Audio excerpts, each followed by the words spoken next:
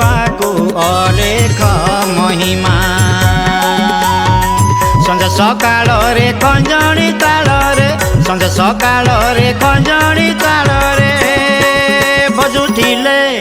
बजुथिले भजन महिमा अलेख महिमा मन्त्र लोडा नाही भजिबाको अलेख महिमा विधि लोडा नाही पूजिबाको अलेख महिमा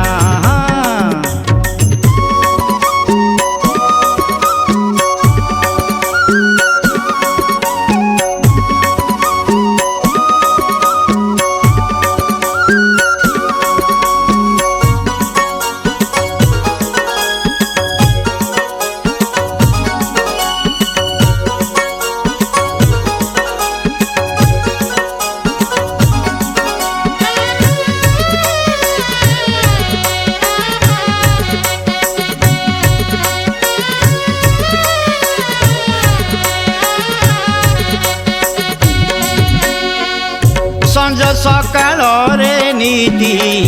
शरण दर्शन भक्ति गुरुपाद रेणु पाई अंगे ताकु बोली होई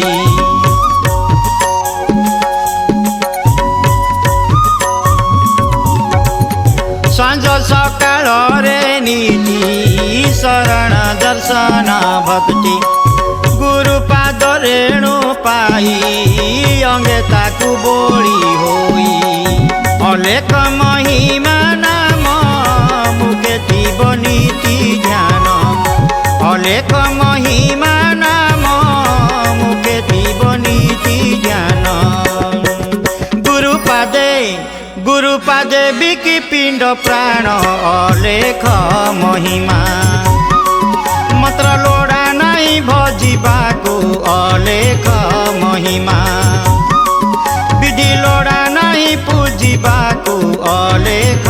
महिमा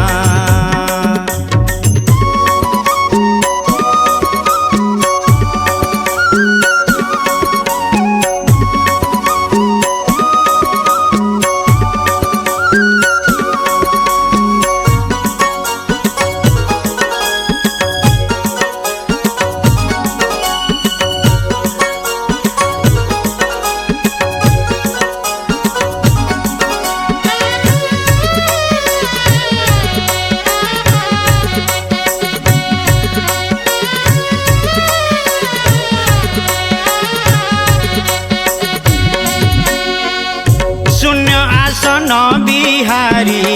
शून्य चम्ती विजय करी शून्यवासी अरु परे विजय निर्वेद काण्ड रे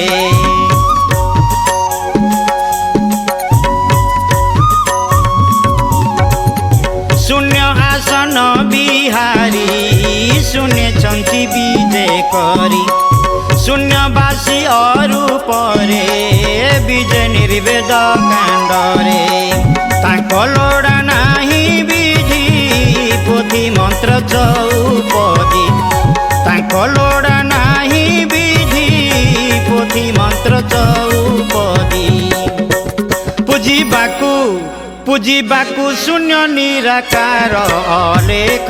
महिमा मन्त्र लोडा नाही भजिबाको अलेख महिमा विधि लोडा नाही पूजिबाको अलेख महिमा सन्ज सकाळ रे खञ्जणी ताल रे सन्ज सकाळ रे खञ्जणी ताल रे बजुथिले भजन महिमा अलेख महिमा